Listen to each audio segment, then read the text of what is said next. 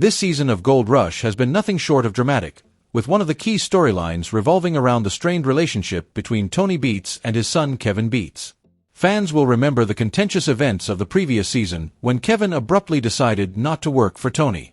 Without warning, Kevin informed his father right before the season began, leaving Tony in a precarious position to find a replacement.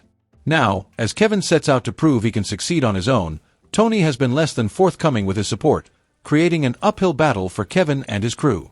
Kevin's determination to establish himself as an independent miner has been met with relentless challenges.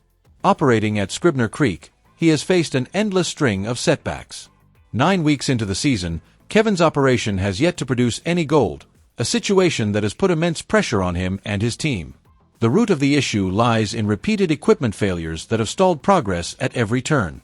Kevin's ambition to handle things independently led him to invest over $100,000 in purchasing an old piece of equipment from Schnabel.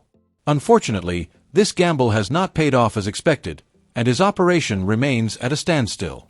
The biggest blow came when his D10 dozer suffered a catastrophic transmission failure, rendering it inoperable for over a month. Without this critical piece of machinery, Kevin's mining efforts came to a grinding halt. Desperate to keep his operation afloat, Kevin turned to his father for assistance. However, Tony, known for his tough love approach, refused to lend a hand. This left Kevin in a difficult position, forcing him to seek help from none other than Schnabel, further highlighting the strained dynamic between father and son. In a surprising turn of events, the latest episode saw Tony finally agreeing to assist Kevin, albeit with conditions attached. Tony and his wife Minnie visited Kevin's site to assess the situation firsthand. During their visit, Tony raised concerns about Kevin's unpaid royalties. As part of their agreement, Kevin owes his parents a 10% royalty for mining on their leased land. Falling behind on these payments added another layer of tension to an already challenging situation. However, Tony, always the shrewd businessman, proposed a solution that served both their interests. Tony offered Kevin the use of a $4 million D11 dozer, a more powerful and efficient machine that could help accelerate mining operations at Scribner Creek. Additionally, Tony agreed to cover the cost of repairing Kevin's D10 dozer, a significant expense that Kevin could not shoulder on his own. While this offer seemed like a lifeline, it was not without strings attached. Tony suggested increasing the royalty rate from 10% to 15%, a proposal that would further strain Kevin's finances. However, Minnie quickly intervened, putting her foot down and reminding Tony that they don't exploit their children. Tony, recognizing the wisdom in his wife's words, relented and withdrew the proposal. The arrival of the D11 dozer marked a pivotal moment for Kevin and his crew. With the new equipment in place, operations at Scribner Creek finally gained momentum. The dozer's superior capabilities allowed Kevin's team to make significant progress, clearing obstacles and preparing the site for mining. More importantly, the infusion of new equipment boosted the morale of Kevin's crew, who had grown increasingly frustrated and disheartened by the prolonged delays and lack of results. For the first time in weeks, there was a sense of optimism at Scribner Creek. Kevin's gratitude for his parents' assistance was evident. He acknowledged that without their help, his operation might not have survived. Despite Tony's gruff exterior and business-first mentality, his willingness to step in showed a glimmer of support for his son's ambitions. Minnie's role in the decision further highlighted the family's underlying commitment to fairness and mutual support, even amid disagreements. The challenges Kevin has faced this season underscore the difficulties of breaking away from the shadow of a successful parent. His determination to prove himself as an independent miner has been both admirable and daunting.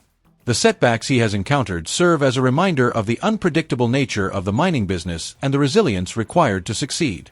As the season unfolds, viewers will be watching closely to see if Kevin can overcome these obstacles and achieve his goal of running a successful mining operation. While Tony's tough love approach has added drama to the storyline, it has also provided valuable lessons about perseverance, resourcefulness, and the complexities of family dynamics. The Beets family's journey continues to captivate audiences, offering a blend of high-stakes drama and heartfelt moments that make Gold Rush a must-watch series. Tony Beets, the fearless and often controversial miner from Gold Rush, is known for his bold personality, wealth of experience, and larger-than-life approach to gold mining. Throughout the series, he has become not only a mentor to many aspiring miners but also a key figure in the industry. As a seasoned miner, Beets has had a significant impact on the success of others, providing guidance, assistance, and sometimes a critical partnership. But is Tony's help driven by a genuine desire to teach others, or is there a deeper, financial motivation at play? Could his help be more about securing royalties and financial gain than mere mentorship? Tony Beets, the mentor. Over the years, Tony Beets has taken on the role of a mentor for several miners on Gold Rush. From guiding his children, Kevin and Monica, to working with other miners like Rick Ness and Parker Schnabel, Tony has established himself as a figure of authority in the gold mining community. His extensive knowledge, accumulated through years of experience, is invaluable to those who work with him. However, Tony's approach to mentorship is often unconventional and, at times, harsh. He's not one to coddle his crew or sugarcoat the realities of mining. Instead, he pushes them to perform under pressure and expects results. His no-nonsense style has garnered both admiration and criticism. But despite his gruff exterior, Tony's actions often suggest that he does care about the people he helps, particularly his children and close associates. While this might seem like pure mentorship at first glance, it's important to consider the business side of Tony's actions. Gold mining is a high-stakes industry, and financial success is often tied to the people around you. Could his mentoring have a hidden agenda focused on royalties and future profits? The role of royalties in Tony Beets' operations. Royalties are a common arrangement in the world of mining. In these agreements, one party, often a landowner or a veteran miner, provides access to mining sites or resources in exchange for a percentage of the profits generated by the mined gold. Tony Beets, with his long history in the gold mining business, understands the value of securing such arrangements. Throughout the seasons, Tony has been seen helping other miners, often by providing equipment, guidance, and access to his resources. But is this help purely out of generosity, or does Tony have a vested interest in the financial outcomes of these ventures? In some cases, Tony has been shown offering assistance to other miners in exchange for a stake in their operations. For example, when he helps Rick Ness or Parker Schnabel, he is often shown to be securing a share of the gold they extract. These kinds of partnerships suggest that Tony's help could be tied to financial gain, with a focus on royalties from gold found and extracted from the land. Furthermore, Tony has significant assets in the form of land and mining equipment. By assisting other miners, he could be positioning himself for future profits in the form of royalties from any gold extracted on those lands. This might not always be explicitly stated, but the underlying financial motive could be at play. A strategic business move. While it's easy to assume that Tony's actions are rooted in altruism, it's more likely that he views his mentorship as a strategic business move. In the competitive and often volatile world of gold mining, maintaining good relationships with other miners, especially those who are just starting out, can pay off in the long run.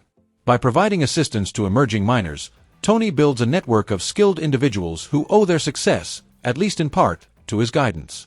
This creates a symbiotic relationship, where both parties benefit from the arrangement. Tony's investments in these ventures, whether through providing financial backing, equipment, or simply offering his expertise, could result in future returns that far exceed the initial effort. The value of helping others in this context is not simply about goodwill. It's about fostering a network of reliable partners who can help Tony expand his mining empire and increase his overall profits. These partnerships may come with financial expectations, particularly when Tony's help involves offering access to his land or equipment. If a miner succeeds and strikes gold, Tony's stake in the operation could result in significant royalties. Conclusion: is Tony Beets motivated by royalties? So, is Tony Beets' help motivated by royalties? The answer is likely a mix of both genuine mentorship and financial strategy. Tony's extensive experience and knowledge of the gold mining industry make him a valuable resource for aspiring miners. His help to others, particularly those with whom he has a business connection, could be seen as a way to ensure future profits. However, Tony's actions are also rooted in a sharp understanding of the financial dynamics of the gold mining industry. By offering assistance and securing stakes in mining operations, Tony ensures that his business empire continues to grow. Royalties, whether explicitly agreed upon or not, are an integral part of this strategy. Ultimately, Tony Beets is a complex figure whose actions cannot be easily reduced to one motivation. While he undoubtedly cares about the success of those he helps, he is also a savvy businessman who knows that financial success is the key to sustaining his mining operations. Whether it's for royalties or the genuine desire to see others succeed, Tony's help is always calculated to further his own interests, making him a shrewd operator in the world of gold mining.